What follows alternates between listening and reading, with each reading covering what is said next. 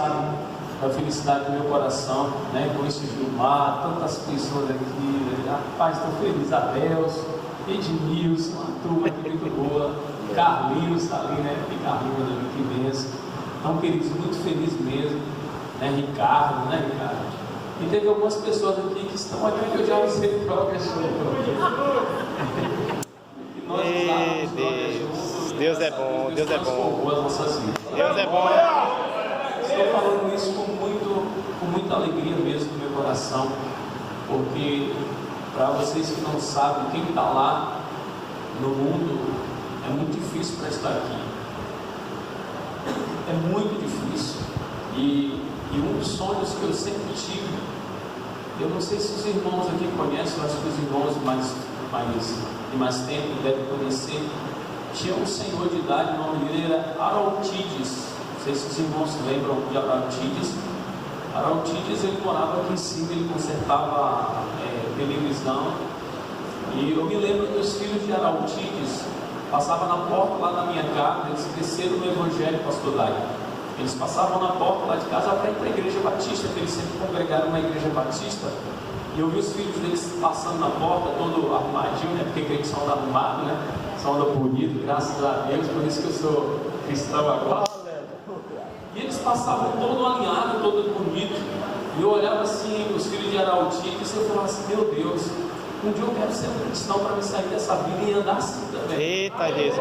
Para me ser um servo de Deus. Era um sonho meu, pastor, de ser um cristão, de ser um servo de Deus. Mas, para quem não sabe, as drogas elas são cadeias, são prisões que aprisiona, que acorrentam. Você quer sair, você quer se libertar, você quer parar, você não consegue. Você promete por inúmeras vezes que vai deixar de usar e não consegue. E eu estou muito feliz porque hoje eu estou aqui em uma igreja que, né, eu cresci conhecendo a Moriá, né, conhecendo a Moriá e muitos irmãos aqui. Que Deus abençoe a todos vocês. Sou muito grato a Deus por essa oportunidade, Luiz. Que Deus continue te abençoando. Você, pastor Dai, muito grato, pastor. Para os irmãos, eu tenho apenas 4 anos, né, como pastor integral, pastor titular, pastor sênior da Igreja Missão Evangélica Fonte da Água Viva. Então, eu sempre fui co-pastor do pastor Pimentel, do apóstolo Pimentel. Desde quando eu fui para o centro de recuperação, retornei, fiquei na igreja, me firmei nos caminhos do Senhor, e ali eu fui me desenvolvendo, fui crescendo, estudei, estive em São Paulo em 2010, 2011, 2012, estudando, fazendo seminário, fazendo faculdade teológica, que a igreja me enviou para São Paulo. E ali voltei de São Paulo, fiquei sempre sendo co-pastor do pastor Pimentel. E o pastor Pimentel teve que ir para a missão em Salvador, temos igreja lá em Salvador, e ele me colocou como pastor sênior, o pastor titular da igreja, e eu tenho apenas 4 anos ali na Misfave como pastor. E por incrível que pareça, né, eu como pastor novo, pastor sênior, eu sempre tenho alguns pastores que nós admiramos como pastor, que nós temos como referência, como influência. E o pastor Dai é uma dessas pessoas, na verdade. Eu sempre acompanhava a Igreja Moriá, na época da pandemia, nós estávamos usando muitas redes sociais, sempre acompanhei a Igreja Moriá, sempre vi o belo trabalho que o pastor Dai exerce aqui. E nós, como pastor novo, nós sempre procuramos, né, se inspirar em pastores que tenham um legado, que tenham um chamado. Eu fico muito feliz, pastor, estar aqui juntamente com a igreja para juntos compartilharmos a palavra. Amém? Amém. Sou grato a Deus porque tem muitas coisas que estão acontecendo na minha vida que eu falo assim, que foram coisas que foram profetizadas há 15, 10 anos atrás. Eu me lembro que na Misfab teve um pastor chamado Josenaldo. O sonho do pastor Josenaldo era construir um centro de recuperação. Eu me lembro que Josenaldo, na época, foi em uma terra do lado da Oceania. Chegando lá, o irmão teve uma ideia de doar aquela terra para ele abrir um centro de recuperação. Eu lembro que ele convidou a juventude da igreja, eu estava no meio, e nós fomos lá nesse local, profetizamos, coisa de crente, né? Vamos profetizar, vamos declarar que esse lugar é do Senhor. Eu lembro que isso tem mais de 10 anos, quando o pastor Josinaldo fez isso. E o sonho do pastor Josinaldo era ter um centro de recuperação, ter um local para recuperar pessoas da dependência química. E hoje, Deus tem nos dado a oportunidade, depois de 10, 15 anos, estar vivendo sonhos que outros pastores lá atrás sonharam. Glória a Deus. E o Senhor está me dando a oportunidade de realizar esses sonhos. Recentemente, agora, nós temos o Centro de Recuperação Impacto, há 10 anos funcionando, há 10 anos trabalhando com dependentes químicos, ajudando pessoas que estão com problemas com drogas. 10 anos funcionando, 10 anos sonhando com esse centro, com esse local próprio. Nós recebemos recentemente, nós ganhamos aquele local lá que é o CETAM, que é aquele colégio abandonado na saída de Virataia. Nós ganhamos como doação para o centro de recuperação. E hoje eu louvo a Deus, eu agradeço a Deus pelas conquistas que nós estamos tendo, não por causa de nós, mas eu sempre digo que Deus tem para fazer em nossas vidas, não tem nada a ver com a gente, não tem nada a ver conosco, porque a Bíblia diz que tudo é para Ele, tudo é por Ele e tudo é para a glória dele. Amém. Então, tudo que Deus vai fazer em nossas vidas tem a ver com Ele, não conosco, tem a ver com o reino de Deus. Sabe? Estava aqui vendo o Thiago falando sobre as igrejas, que coisa maravilhosa. Assembleia de Deus, Fonte da Água Viva, Batista. Antigamente era uma luta, era dificuldade. Eu sempre digo que reino de Deus não deve existir duas coisas: comparações e competições. Porque no reino de Deus todos nós somos iguais, e no reino de Deus nós não competimos. Igreja não compete com a igreja. Igreja, ela se une para multiplicar o reino de Deus. Amém. Amém. A partir do momento que existe comparações, não é reino de Deus. O irmão prega mais do que o outro. Não existe pregar mais do que o outro. Existem pessoas que são usadas cada qual nas suas funções, dentro daquilo que Deus chamou. Um canta mais do que o outro. Não, isso é comparação. No reino de Deus não tem comparação. E no reino de Deus também não tem competição. Eu sou melhor, eu faço melhor. Não, o reino de Deus, irmãos, é unido. E eu li um livro recentemente sobre falando por que tarda o avivamento. E esse livro diz uma coisa interessante, pastor. Ele falava assim que quando o avivamento ele chega na cidade, o avivamento não está relacionado à placa de igreja. O avivamento está relacionado ao reino de Deus. E quando o avivamento chegar em Piauí, o reino de Deus vai ser avivado em Piauí. As igrejas de Piauí serão avivadas, serão tomadas pelo Espírito Santo. Todas as igrejas serão cheias para a glória do Senhor. Amém. Então, avivamento é isso. Então, me sinto muito feliz porque, graças a Deus, nós estamos nessa geração, nesse tempo, entendendo melhor o que é o reino de Deus. E nos unimos mais para a glória do Senhor Jesus. Amém. Glória a Deus. Hoje nós estamos aqui um dia especial, o culto da Sociedade de Homens Arautos de Cristo. Eles trabalharam com um tema, estão trabalhando com temas. Eu queria, irmão, até colocou a imagem ali, mas vamos ler Ezequiel. Vamos lá para a palavra. Vamos ver? Ezequiel. Vamos para a palavra de Deus. Eu queria chegar um pouquinho para frente, pode ser? Pode ser. Pode sim. Pode ser. Oxi. Vai ficar mais à vontade, mais próximo dos irmãos. Pastor, okay. Pastor pediu para ele ficar à Aqui é o capítulo 2, onde está a divisa, Isso.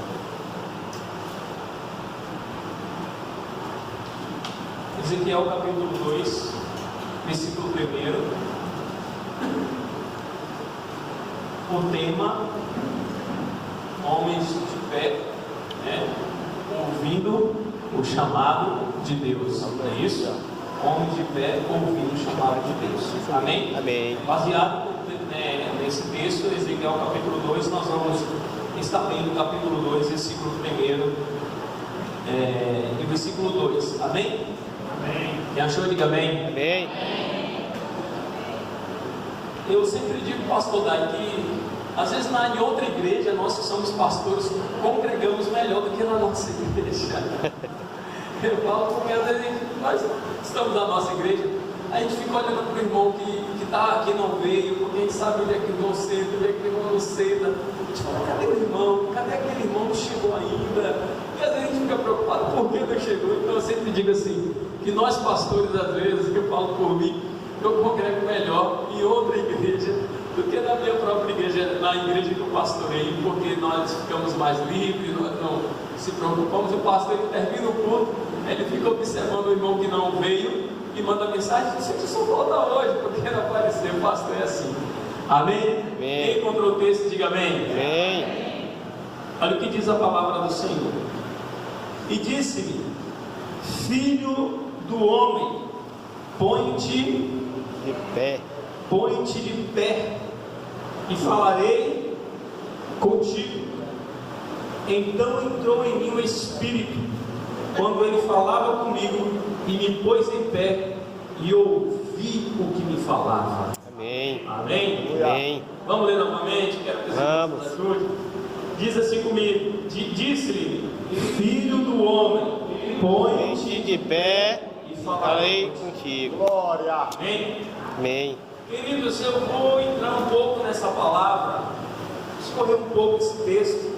Eu estava lendo esse texto, algo muito interessante me chamou a atenção, porque o Senhor, na verdade, ele pede ao profeta Ezequiel, para o profeta Ezequiel ficar de pé, põe-te de pé, né? Põe-te de pé, e o termo é homens de pé, põe-te de pé, e eu falarei contigo.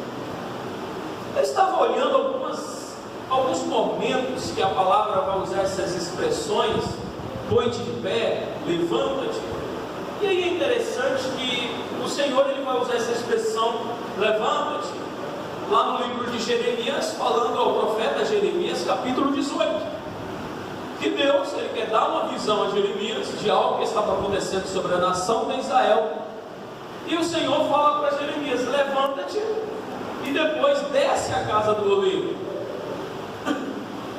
E aí o Senhor mostra a Jeremias o que o oleiro estava fazendo. Todos nós conhecemos esse texto, capítulo 18 do profeta Jeremias. Então o Senhor pede a Jeremias para ele levantar. Quando se fala de levantar, é porque a pessoa automaticamente está o quê? Prostrada. Você não vai mandar o pastor, você não vai pedir o pastor Rogério ficar de pé se ele já está de pé. Automaticamente eu vou pedir para vocês ficarem de pé, porque vocês estão sentados. Então, essa é a conotação desse texto. O Senhor pede a Jeremias para ele ficar de pé, para ele levantar, porque Jeremias certamente estava prostrado, enfim. E quando Deus pede a Jeremias para ele se levantar, para ele ficar de pé e descer a casa do oleiro, porque Deus ele queria falar a Jeremias, Deus ele queria mostrar algo a Jeremias, porque Jeremias era um profeta. Eu sempre digo que existe uma diferença do ministério profético para o ministério sacerdotal. O profeta era aquele homem que estava nos lugares altos, não só nos montes, nos lugares altos em Deus, para ouvir a Deus e ouvir a mensagem que Deus tinha, para transmitir a mensagem de Deus para o povo. Esse era o ofício profético, essa era a função profética. Então, porque o profeta, ele ouvia o que estava no coração de Deus e transmitia o que estava no coração de Deus para o coração do povo. Então você percebe-se que Deus, ele pede ao profeta Jeremias: levanta-te, porque Deus ele queria transmitir algo para a nação de Israel. E aqui eu quero abrir parênteses para falar algo interessante sobre o profeta, a função do profeta. O profeta ele não tinha uma mensagem simplesmente individual, uma mensagem para uma pessoa específica. O profeta ele tinha uma mensagem de Deus para a nação, e quando tinha uma mensagem individual era para o rei, porque o rei cuidava da nação. Então a mensagem do profeta era para a nação. Então por isso que existia essa necessidade de Deus pedir para o profeta ou alguém que ele queria falar, ou que ele queria transmitir a mensagem, para se colocar de pé, porque nós entendemos que não é de qualquer jeito que nós ouvimos a voz de quem? De Deus. De Deus. Nós temos que estar perceptível para entender o que Deus está falando. O problema, pastor, não é o que Deus está falando ou se Deus está falando. O problema hoje desta geração, das nossas vidas, é que nós queremos ouvir Deus de qualquer jeito, de qualquer forma. Queridos, e ouvir Deus é algo muito importante, porque quando Deus fala, existe um salmo que diz: ouve-se a voz do Senhor E quando a voz do Senhor fala, o salmista vai dizer que a voz de Deus é mais poderosa do que as grandes ondas do mar. O salmista vai dizer que a voz do Senhor, ela quebra o cedro do Líbano. A voz de Deus é poderosa. Aleluia. A pergunta é: Deus deixou de falar? Deus deixou de agir? Deus deixou de dar direcionamento? Deus deixou de dar destino, futuro ao povo dele? Não.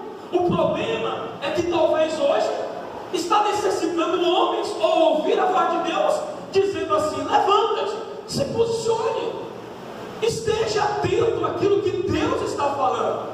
Porque o problema às vezes não é o que Deus está falando, o problema é o que nós estamos fazendo com aquilo que Deus está falando. Se Deus está ministrando em nosso coração hoje, o que é que você está fazendo com aquilo que Deus está ministrando no teu coração?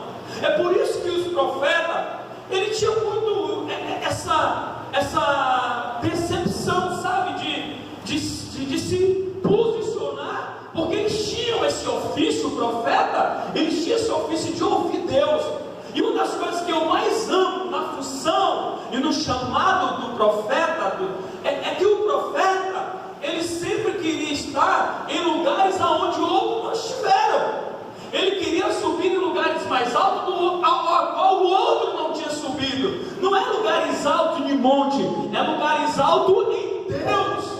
O profeta Elias foi usado por Deus, e veio o profeta Eliseu. Depois do profeta Elias, ele recebeu o quê? A unção dobrada do Espírito que estava sobre a vida de Elias. Então, ele, por mais que ele entendesse que o profeta Elias foi usado poderosamente por Deus, ele queria ser usado mais além do que o profeta Elias. Não para ser melhor do que o profeta Elias, é para servir a Deus na excelência melhor. É isso que nós precisamos entender hoje.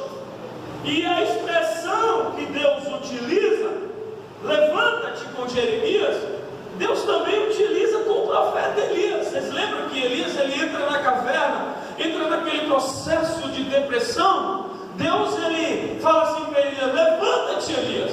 Elias estava prostrado, querendo desistir do ministério dele. Elias estava querendo acabar desejando a morte.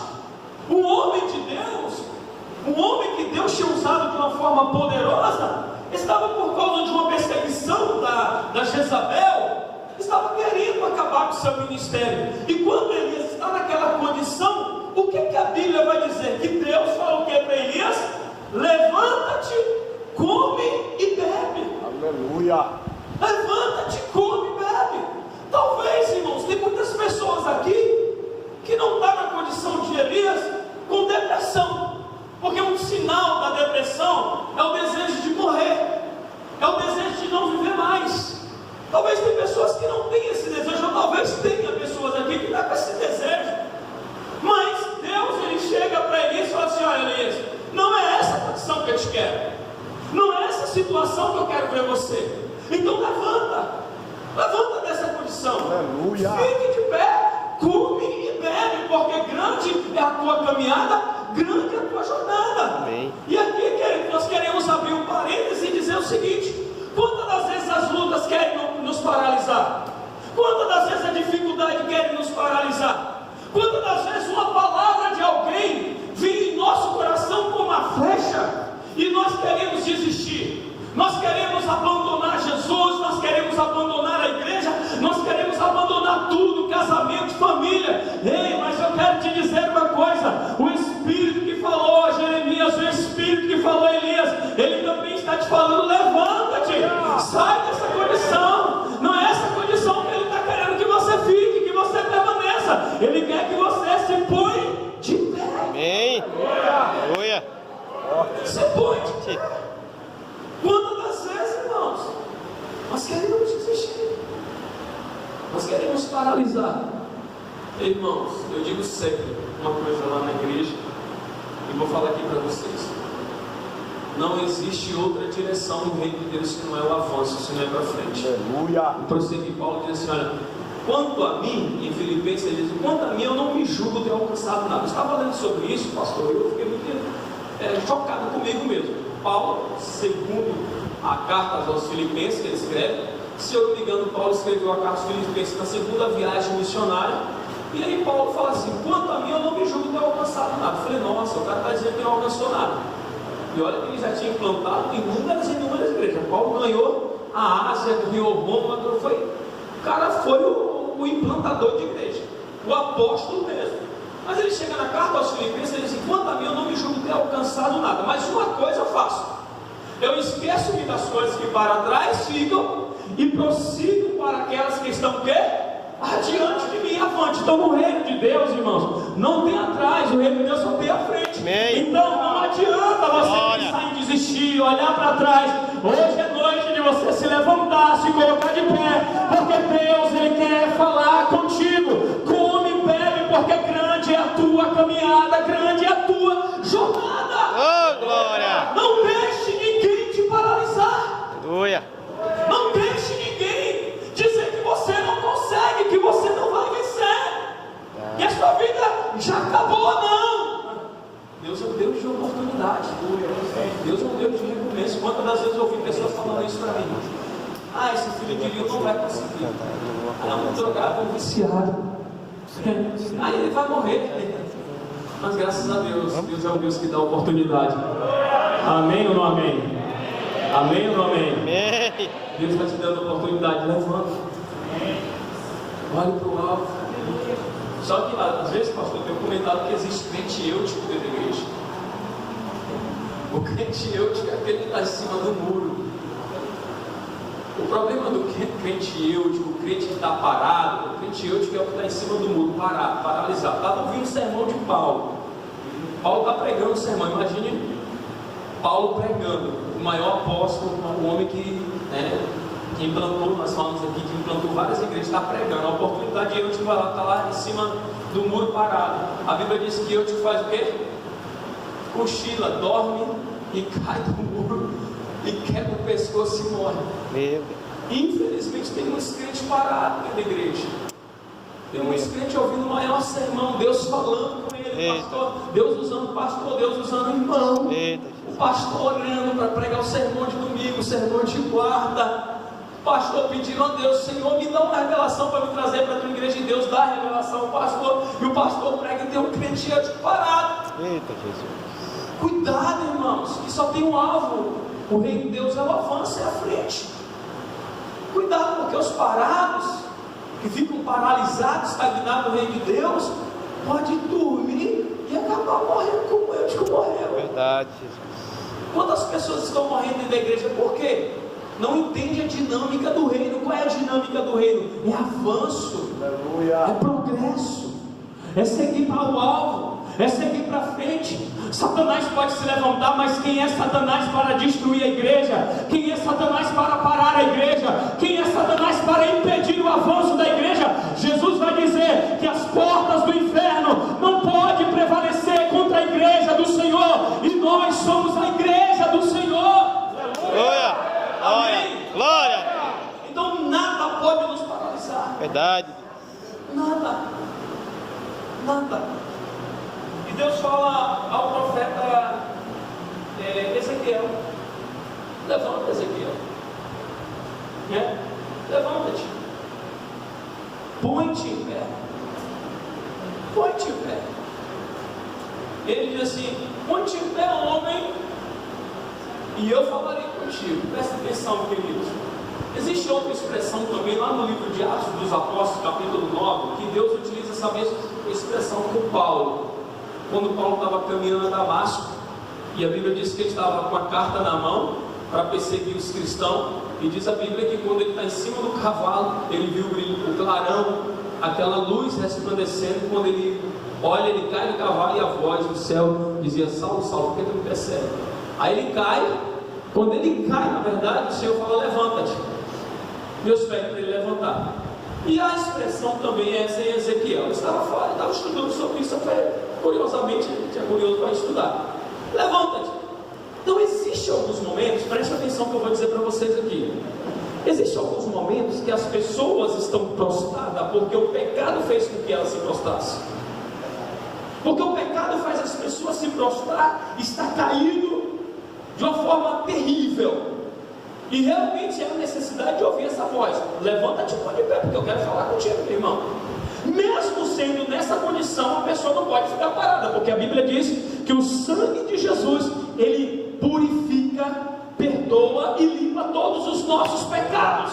Amém. A Bíblia vai dizer que o sangue de Jesus perdoa. Perdão tem relacionado ao passado, ou seja, os pecados que foram cometidos no passado ele perdoa. Limpar tem relacionado ao presente. Justificar, que a Bíblia vai dizer que o sangue justifica todo o nosso pecado, tem a ver com o futuro, ou seja, o sangue de Jesus, ele toma conta do nosso passado, do nosso presente e do nosso futuro. Mesmo uma pessoa na condição de queda, de pecado, o Senhor está dizendo assim: levanta-te, porque o meu sangue, ele perdoa todo o teu pecado. Então não é motivo de você ficar paralisado. Levanta-te, tome posição de homem e mulher de Deus e prossiga. Existem pessoas, quero abrir um parênteses aqui, existem pessoas que estão prostradas, precisando de uma palavra: levanta-te, por causa do pecado. Só que esse texto aqui, que é um tema, a divisa, né, do momento aqui dos homens, da sociedade, dos homens arautos de Cristo. E eu estava olhando, esse texto não está falando da condição de Ezequiel em pecado prostrado. Deus não pega Ezequiel porque estava em pecado, se prostrou, estava prostrado. Se você lê o capítulo 1 do profeta Ezequiel, o profeta Ezequiel, ele veio de uma sucessão de visão de Deus. Alguns teólogos vão comparar essa visão que Ezequiel no capítulo 1 ele teve com a visão de Isaías capítulo 6, porém uma visão diferente, porque Ezequiel ele vai ver uma visão muito cheia de símbolos, simbologia. Ele vê leão com cara de homem, ele vê cordeiro com os pés, e ele começa a ver essa visão. Mas só que essa visão que Ezequiel ele teve uma visão da glória de Deus. A glória de Deus se manifestou a Ezequiel. E vocês entendem que quando o homem mortal, o homem pecador, mesmo como nós, quando nós temos essa experiência de sentir ou de ver a glória de Deus, qual é a primeira atitude do homem? Ele faz o quê? Ele se prostra no chão. Então Ezequiel se prostra porque ele tem uma visão da glória de Deus. Então Ezequiel não estava prostrado por causa do pecado. Ezequiel estava prostrado porque ele tinha tido uma visão da glória de Deus. E aqui eu quero abrir um parênteses sobre visões, experiências em Deus de espiritualidade sem discernimento. Às vezes tem muitas pessoas, pastor, que têm visões, ou visões, não vou falar nem de visões, de experiências com Deus, de sentir a glória de Deus, de viver experiências extraordinárias, mas porém não tem discernimento do que está vivendo. E às vezes o prostrar é interessante, pastor, porque diante da glória de Deus nós temos que nos prostrar mesmo, porque a Bíblia diz que todo joelho se dobrará e toda língua confessará que Ele é o Rei dos Reis e Senhor dos Senhores. Aleluia! Glória. Só que Deus, ele não revela a sua glória sem propósito, sem objetivo. E é isso aqui que eu quero falar com vocês. Deus não vai revelar a glória, manifestar a glória dele simplesmente para nós entrarmos em êxtase espiritual. Se a glória de Deus vem, se o direcionamento de Deus vem, se Deus ele está no ambiente, é porque Deus ele quer direcionar a igreja, Deus ele quer direcionar o seu povo, Deus ele quer dar destino, Deus ele quer dar futuro. E é isso que Deus ele quer fazer nessa geração: levantar Moriá, levantar Misfave, levantar a igreja de Piauí, a igreja brasileira com destino e propósito e futuro. Amém. Glória a Deus. Só que a Bíblia diz que Ezequiel ele se prostra. Quando ele está prostrado, na atitude de adoração, Deus fala: levanta-te, põe-te em pé. Olha que Deus fala: porque eu quero falar contigo. Você entende, irmão? Sabe o que acontece? Só para basear no que eu estou falando, a Bíblia diz que Jesus chama Tiago, João e Pedro para subir o monte orar. Vocês lembram dessa história? Por várias vezes Jesus chamou, mas teve um momento que Jesus chama Tiago, João e Pedro para um monte, e chega lá o monte da transfiguração. Vocês lembram dessa história? Né? Tem Jonas aqui que é fera, né, Jonas? Terceiro lugar, eu cheguei, já aprendeu. Então a Bíblia vai dizer que ele sobe. Quando chega no monte, a Bíblia diz que Jesus ele foi transfigurado. Vocês lembram disso? Quando Jesus é transfigurado, o que é que os discípulos olharam para o rosto de Jesus? O rosto de Jesus resplandecia como o quê? Como o sol, porque a glória de Deus estava sobre a vida de Jesus. Eles olharam para as vestes de Jesus. As vestes de Jesus brilhavam como luminares, como luz. Quando ele vê a glória de Deus naquele monte, presta atenção, ele vê a glória de Deus na pessoa de Jesus. A Bíblia diz que o que é que eles fazem? Eles se prostram. É natural, isso é normal, nós temos que se prostrar diante da glória. Beleza, mas para que a glória de Deus veio? Para que Deus manifestou a sua glória? Com propósito, com objetivo. O que é que Pedro fala quando ele vê a transfiguração de Jesus? Pedro diz assim: Senhor, bom é estarmos neste lugar. Realmente estar na presença de Deus é bom demais. Às vezes eu oro lá na igreja e falo assim: pastor, eu quero orar e quero que esse tempo chegue aqui na igreja. Um tempo onde os irmãos não vão se preocupar em ir para casa, porque às vezes o pastor está cheio da unção, quer pregar e quer ficar bebendo noite. Porque quem está na presença de Deus não quer sair da presença de Deus. Você já viu alguém sentindo a presença, gozando da presença de Deus, querer sair da presença de Deus? Você já viu alguém? Não. E quando Pedro tem aquela visão, a transfiguração, lá no monte da transfiguração, Pedro diz: bom estarmos nesse lugar. Pedro fez, porque realmente estar na presença de Deus é bom, mas só que Pedro ele toma uma atitude que sem discernimento. Na glória, no meio da glória, sem discernimento.